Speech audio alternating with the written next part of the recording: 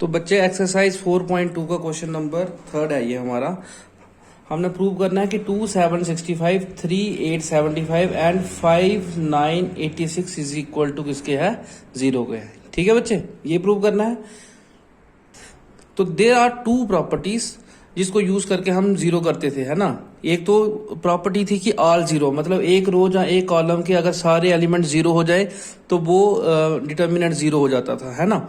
या फिर दूसरी कंडीशन ये थी कि दो रोज या दो कॉलम्स आइडेंटिकल हो जाएं तब भी उस डिटर्मिनेंट की वैल्यू क्या हो जाती थी, जीरो हो जाती थी, है ना।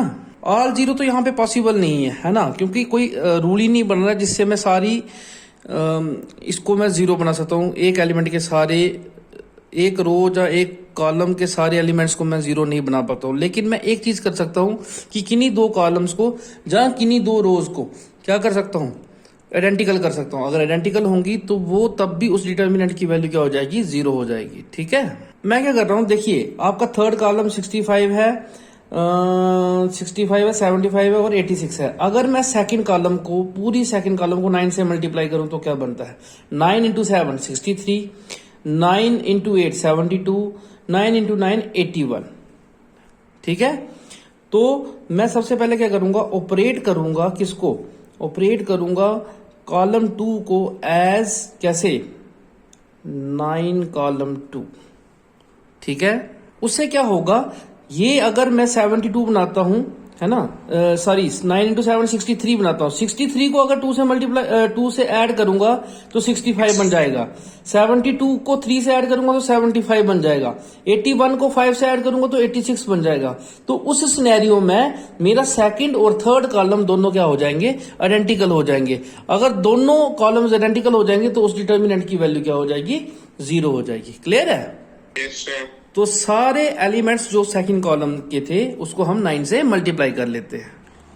ठीक है, मल्टीप्लाई करने के बाद मेरी ये वैल्यूज आ गई। अब मैं ऑपरेट करूंगा, किसको ऑपरेट करूंगा, सेकंड कॉलम को कैसे, फर्स्ट कॉलम के साथ ऐड करके, है ना। अगर मैं ऐड कर लूंगा सेकंड कॉलम और फर्स्ट कॉलम को तो 63 प्लस 2 क्या बन जाएगा, 65 बन जाएगा। 72 प्लस 3 क्या बन जाएगा, 75 बन जाएगा। 81 प्लस 5 क्या बन जाएगा, 86 बन जाएगा। ठीक है, और एक चीज आपने याद रखनी है, अगर मैं सेकंड कॉलम को ऑपरेट कर रहा हूं तो पहले सेकंड कॉलम आएगा, उसके साथ जो ऑपरेट करोगे वो बाद में आएगा। कई बच्चे क्या कर देते हैं, C1 प्लस C2 कर देते हैं। नहीं, जिस कॉलम को या किस रो पे को आप ऑपरेट कर रहे हो, चेंजेस उसमें पहले आएंगी, प्लस उसके साथ जो कर रहे हो वो बाद में आएगा। ठीक है बच्चे, तो अब इसको किया हमने, ऑपरेट किया तो हमारे पास डिटर्मिनेंट क्या आ गया। इसका मतलब क्या हुआ, यहां पे second column is equal to third column, दोनों का। तो आप लिखोगे यूजिंग रिपीटिशन प्रॉपर्टी, आपकी इस डिटर्मिनेंट की वैल्यू क्या हो गई, जीरो हो गई। ठीक है, using repetition property determinant is equal to zero is equal to right hand side. यही हमें प्रूव करना था। ठीक है बच्चे, तो ये हमने प्रूव करना है कि 1 BC A into B plus C, 1 CA B into C plus A, 1 ABC into A plus B is equal to zero. तो पहले हम लेफ्ट हैंड साइड ले लें, ये हमारी लेफ्ट हैंड साइड है। ठीक है, सबसे पहले मैं इसको एक्सपैंड करूंगा। एक्सपैंड कैसे करूंगा, ये जो ब्रैकेट दिया ब्रैकेट को सॉल्व करूंगा। 1 1 BC CA AB, इसको एक्सपैंड करूंगा, ये क्या बनेगा, AB plus CA, BC plus AB, CA plus AB। ठीक है, ये मैंने एक्सपैंड किया, एक्सपैंड करके मेरी यहां तक ये बनेगा CA प्लस। ठीक है, तो अब यहां पे अगर आप देखोगे, अगर मैं कॉलम थर्ड को कॉलम सेकंड के साथ ऐड करता हूं तो ये बनेगा AB plus BC plus CA, ये भी बनेगा AB plus BC plus CA, AB plus BC plus CA। तो हमारी थर्ड कॉलम एक जैसी बन जाएगी, है ना। थर्ड कॉलम के सारे एलिमेंट क्या बनेंगे, AB plus BC plus CA। तो मैं AB plus BC plus CA को कॉमन निकाल लूंगा तो बचेगा क्या, 1 1 1, है ना। जब 1 1 1 बचा तो कॉलम फर्स्ट भी आपका 1 1 1 है, तो आपका क्या बनेगा, फर्स्ट कॉलम और थर्ड कॉलम एक जैसा बन जाएगा। अगर फर्स्ट और थर्ड कॉलम आपका एक जैसा हो गया तो रिपीटिशन प्रॉपर्टी से दोबारा उस डिटर्मिनेंट की वैल्यू क्या हो जाएगी, जीरो हो जाएगी। ठीक है, तो ऑपरेट करो आप, यहां पे ऑपरेट करोगे किसको, थर्ड कॉलम को as third column plus second column add करो, देखो क्या बना, ऐड करके हमारा बनेगा, ठीक है, ये हमारा बन गया। अब देखिए थर्ड कॉलम में A B plus B C plus C ये सारे एलिमेंट्स में है, तो मैं क्या करूंगा, थर्ड कॉलम से A B plus B C plus C A common ले लूंगा। कॉमन लिया तो A B plus B C plus C A हमारा कॉमन आ गया। अंदर डिटर्मिनेंट हमारा बना 1 1 1 B C C A B 1 1 1, ठीक है। अब यहां पे आप बोलोगे here first column is equal to third column, है ना, तो देयरफॉर बाय रिपीटिशन प्रॉपर्टी अगर दो कॉलम्स या दो रोज आइडेंटिकल हो जाएं तो डिटर्मिनेंट की वैल्यू क्या हो जाती है, 0 हो जाती है।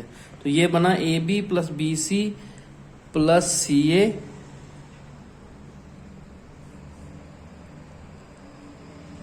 इंटू 0, तो 0 के साथ मल्टीप्लाई हो गया तो सारा 0 हो गया। यही हमें प्रूव करना था।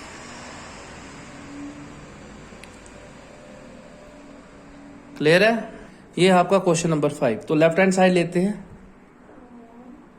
देखो भाई आपको सबसे पहले क्या करना है, 2 बाहर निकालना है, ठीक है। 2 बाहर निकालने के लिए मैं क्या आपको सुजेस्ट करता हूं, सबसे पहले आप इसमें ऑपरेट करो, किसको ऑपरेट करो, R1 को as R1 plus R2 plus R3, ठीक है। तीनों को ऐड करोगे, ठीक है। उससे क्या होगा, उससे क्या होगा आपका B B 2B हो जाएगा, C C 2C हो जाएगा, A A 2A हो जाएगा, मतलब 2A plus 2B plus 2C। वैसे यहां पे बनेगा 2P plus 2Q plus 2R, यहां पे बनेगा 2X plus 2Y plus 2Z।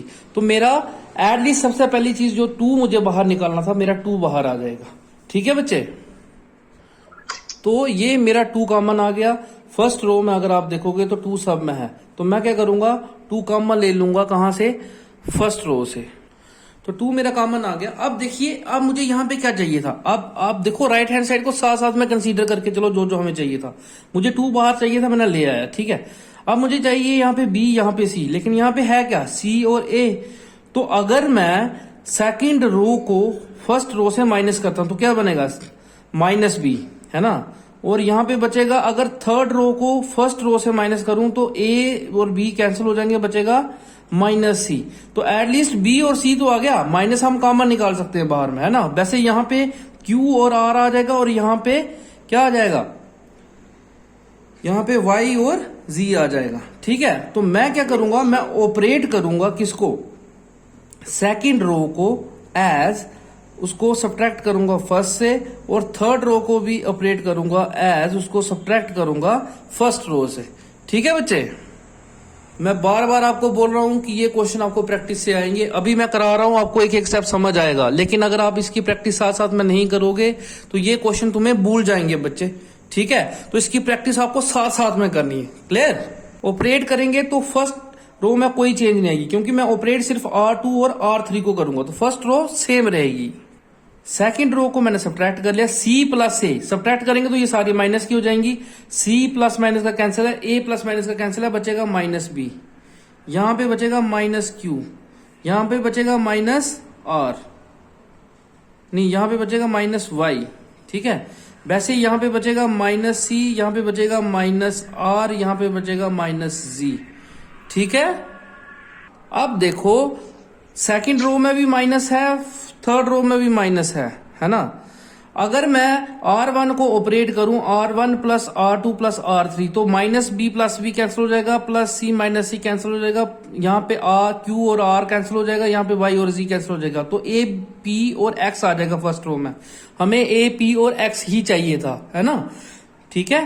तो मैं क्या करूंगा, मैं ऑपरेट करूंगा किसको, मैं ऑपरेट करूंगा R1 को as R1 plus R2 plus R3, तो मेरा डिटर्मिनेंट बन जाएगा 2, तो मेरा पहले का बाहर आ गया, ये बनेगा A P X, यहां पे बचा माइनस B, यहां माइनस Q, यहां पे माइनस Y, यहां माइनस C, यहां माइनस R, यहां माइनस Z, ठीक है।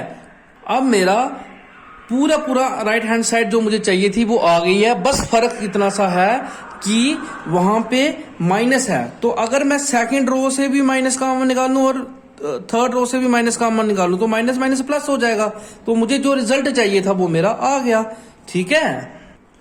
टेक -1 एंड -1 कॉमन फ्रॉम कहां से R2 एंड R3 रिस्पेक्टिवली। ठीक है, तो क्या बना determinant 2 into -1 into -1 A B C P Q R X Y Z minus minus plus हो गया, जो हमें चाहिए था वो हमारा आ गया, यही हमारी राइट हैंड साइड थी।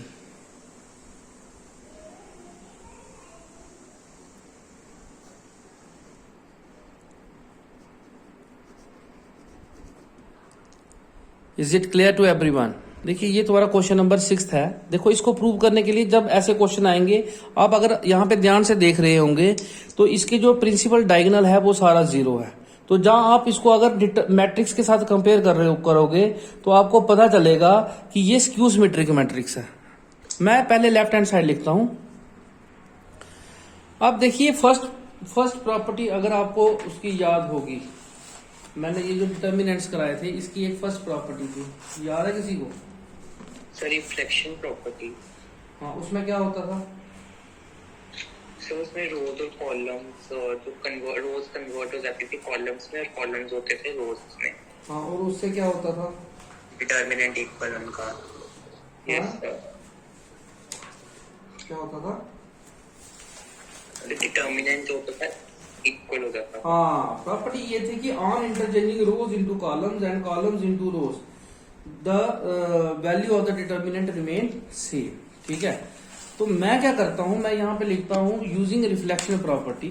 ठीक है, मैं लिखता हूं कि यूजिंग रिफ्लेक्शन प्रॉपर्टी, जो आपकी प्रॉपर्टी फर्स्ट थी, ठीक है, लेट डिटर्मिनेंट डैश, उसको थोड़ा सा डिफरेंशिएट करने के लिए उसे determinant dash V the determinant obtained by interchanging rows into columns and columns into rows। तो डिटर्मिनेंट डैश हमारा क्या बनेगा? डिटर्मिनेंट डैश हमारा बनेगा 0 minus A B A 0 C minus B minus C 0। ठीक है, इसको मैं फर्स्ट रख लूंगा, इसको मैं सेकंड रख लूंगा। Adding first and second, first और सेकंड को ऐड करूंगा। ठीक है, फर्स्ट और सेकंड को ऐड करूंगा तो क्या बनेगा? डिटर्मिनेंट प्लस डिटर्मिनेंट डैश, तो करो ऐड, क्या बनेगा? 0 प्लस 0 0, ए माइनस ए 0 0 0 0 0 0 0 0। और मैं डिटर्मिनेंट डैश की जगह इसको डिटर्मिनेंट ही लिखूंगा। क्यों? क्योंकि ये दोनों की वैल्यू क्या रहती है? सेम रहती है। तो अगर मैं रोज को कॉलम्स में चेंज करूं और कॉलम्स को रोज में चेंज करूं तो उस डिटर्मिनेंट की वैल्यू क्या रहती है? सेम रहती है। तो दोनों डिटर्मिनेंट्स का सम कितना हो गया? 0 हो गया। तो डिटर्मिनेंट प्लस डिटर्मिनेंट हो गया 2 times determinant is equal to 0। Determinant is equal to 0 by 2 is equal to 0 is equal to right hand side. तो यही हमें प्रूव करना था। तो इस तरीके से ये हमारा क्वेश्चन नंबर 6 भी कंप्लीट होता है।